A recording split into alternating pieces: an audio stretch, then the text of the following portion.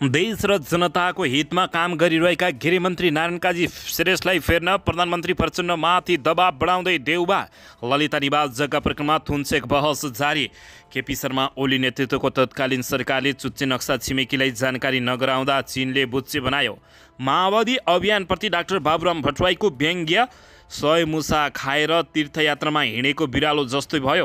कोशी प्रदेशको नाम खारेजीको माग गर्दै ललितपुरमा भयो विस्तरण प्रदर्शन। केपी शर्मा ओलीको आरोप भ्रष्टाचार नियन्त्रणका नाममा उद्योगपतिको गला रेटिन खोजियो। कोशी प्रदेश सरकार विरुद्धको रिट पूर्ण इजलासमा पठाउन सर्वोच्च अदालतको आदेश। नेपाली काङ्ग्रेस अब सधैँ सरकारको कमजोरी र त्यसको अपजस बोक्ने अवस्थामा नभएको नेपाली काङ्ग्रेसका सांसद नयन सिंह महराको भनाइ। रवि लामिछाने नेपाल र भारत बीचको क्रिकेट हेर्न श्रीलङ्का गए प्रस्थान। जनताको गुनासोलाई पहिलो प्राथमिकतामा राखेर काम गरौँ, प्रधानमन्त्री पुष्पकमल दाहाल प्रचण्डको भनाइ। र हेलो सरकार फेरि सञ्चालनमा 24 घण्टा सेवा हुने। नेपाल र भारत बीचको खेल हेर्न श्रीलङ्का जाँदै काठमाडौँका मेयर बालेन्द्र शाह। अब हेर्नुहोस् पुरा समाचार।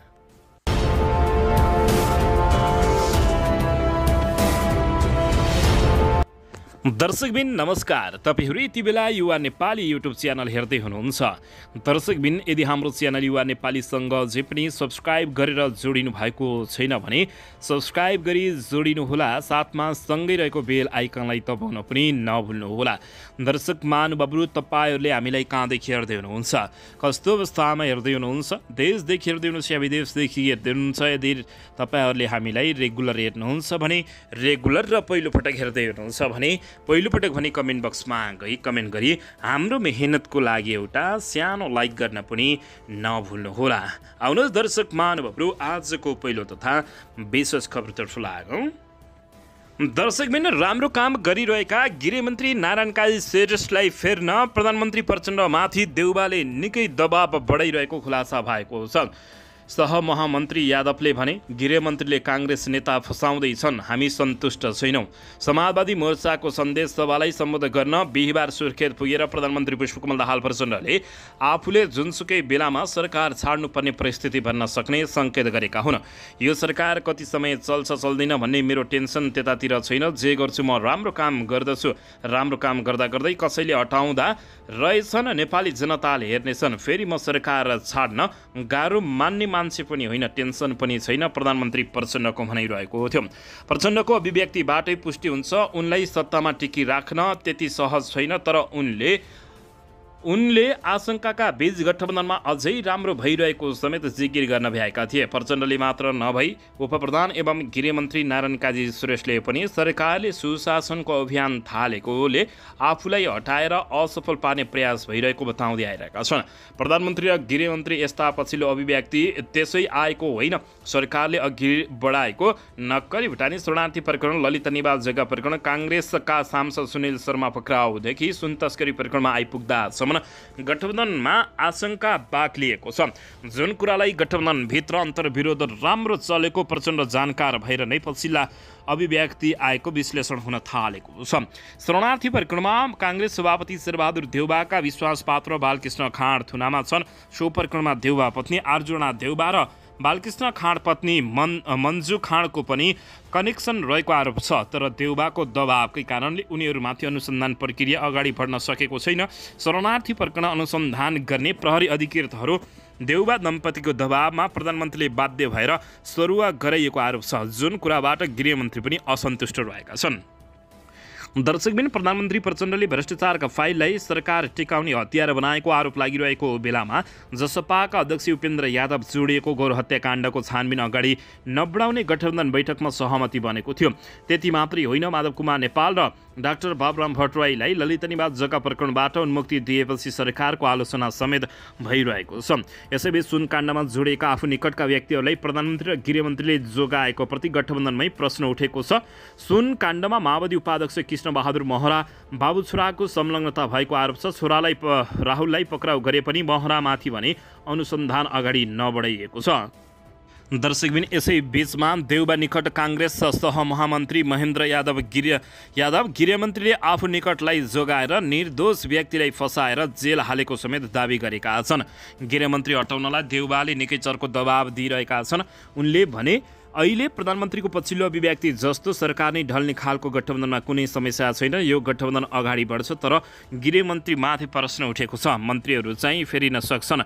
उनले आफ्नो पार्टीको नेता बालकृष्ण खाँड निर्दोष भएको दावी गर्दै गृहमन्त्रीले फेरि फसाएर थुनाएको आरोप लगाएका छन्।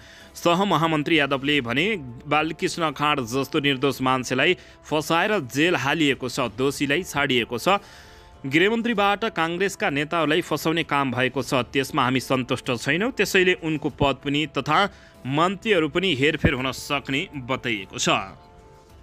दर्शकबिन यता भने बालुवाटार स्थित ललिता निवास जग्गा प्रकरणमा पक्राउ परेका माथि थुन्चेक बहस जारी छ। थुनामा रहेका 18 जनाको बयान सकिएसँगै जिल्ला अदालत काठमाडौँका न्यायाधीश भोलानाथ ढकालको एकल इजलासमा थुन्चेक बहस सुरु भएको हो। अहिले सरकारी तर्फबाट कानुन व्यवसायीहरूले बहस गरिरहेको अदालत प्रशासनले जानकारी दिएको छ। दुवैका तर्फबाट कानुन व्यवसायीको बहस सकिएपछि पक्राउ परेकाहरूलाई थुनामा राख्ने किन धरौटीमा छाड्ने भन्ने आदेश आउनेछ। ललिता निवास जग्गा प्रकरणमा 321 जना प्रतिवादी विरुद्ध मुद्दा दायर भएको छ। उनीहरूमाथि सरकारी छाप दस्तखेत किर्ते सम्बन्धी कसुरमा मुद्दा चलाइएको छ। भदौ 11बाट थुनामा रहेका प्रतिवादीहरूको बयान सुरु भएको हो। समर्जन कम्पनीका कार्यालय प्रमुख मुकुन्द प्रसाद पन्तको जाहेरी सूचनाका आधारमा सिआइबीले अनुसन्धान अगाडि बढाएको थियो। ललिता निवास जग्गा प्रकरणमा 57 दिन लामो अनुसन्धानपछि तयार पारिएको प्रतिवेदन सिआइबीले भदौ 5 गते सरकारी वकिलको कार्यालयलाई बुझाएको हो। दर्शकबिन यसैबीच यता माओवादी अभियानप्रति डाक्टर बाबुराम भट्टराईले व्यङ्ग्य गरेका छन्। 100 मुसा खाएर तीर्थयात्रामा हिँडेको बिरालो जस्तो भनेका छन्। नेपाल समाजवादी पार्टीका अध्यक्ष डाक्टर बाबुराम भट्टराईले नेकपा माओवादी केन्द्रले थालेको जनतासँग माओवादी अभियानलाई व्यङ्ग्य गर्दै 100वटा मुसा खाएर बिरालोको तीर्थयात्रा जस्तो भएको बताएका छन्। अनेक भ्रष्टाचार र अनियमिततामा कीर्तिमान खडा गरेर माओवादीले भ्रम छर्नका लागि अभियान चलाएको डाक्टर बाबुराम भट्टराईको भनाइरहेको छ। 100वटा मुसा खाएर बिरालो तीर्थयात्रामा हिँड्यो रे। केही पुराना दल र नेता राज्य सत्ताको चरम दोहन भागभण्डा कमिसनखोरी शक्ति केन्द्रहरूको दलाली आसेपासेहरूको घिनलाग्दो जालो निर्माण विचार आदर्श मूल्य मान्यता नैतिकतावान पुरै स्खलन तडक भडक र विलासिता लगायतका दुष्कर्मका अनकिन्ती कीर्तिमानी खडा गरेर अहिले फेरि गोहीका आँसु र फोस्रा गफसहित जनतामा भ्रम छर्न हिँड्नु उस्तै रहेको भएन र डाक्टर बाबुराम भट्टराईले ट्विटर मार्फत यस्तो माओवादीलाई बताएका छन्। माओवादीले हिजोदेखि जनतासँग माओवादी नामक 3 दिने अभियान सुरु समेत 3 महिना अभियान सुरु गरेको जानकारी प्राप्त भएको छ। दर्शकबिन यसैबीच यता नेकपा एमालेका अध्यक्ष एवं पूर्व प्रधानमन्त्री केपी शर्मा ओलीले सरकारले भ्रष्टाचार नियन्त्रणका नाममा उद्योगपतिको गला रेट्न खोजेको आरोप लगाएका छन्। एमालेको लिङ्गमुनी प्रदेश अधिवेशनलाई सम्बोधन गर्दै अध्यक्ष ओलीले भने अहिले भ्रष्टाचार नियन्त्रण र विरोधका नाममा राष्ट्रिय उद्योगपति र राष्ट्रिय पुँजीलाई गला थिच्ने र रेट्ने काम यो सरकारले गरिरहेको केपी शर्मा ओलीले बताएका छन्। उनले यति होल्डिङ सम्मानमा भएको भनिएको अनियमितताको छानबिन गर्न पनि सरकारलाई चुनौती दिएका छन्। यति होल्डिङ्स यति एयरलाइन्स भनेर कराउँछन्, खोजी गर न त यो सरकारलाई मै भन्दछु। उनले भने खोजी गर, राष्ट्रिय पुँजी विरोधी हौ, एउटा गरिबले गरी खाएको तिमीहरूले देख्न सक्दैनौ, गर न त गर, छानबिन गर। केपी शर्मा ओलीले तत्तर मम भनेर सरकारलाई गाली गरेका छन्। उनले तुच्छ भाषामा भने उनले सुन तस्करी प्रकरणमा सरकारकै संलग्नता भएको समेत आवश्यकता भएको समेत र हात भएको उनले दोहोऱ्याएका छन्।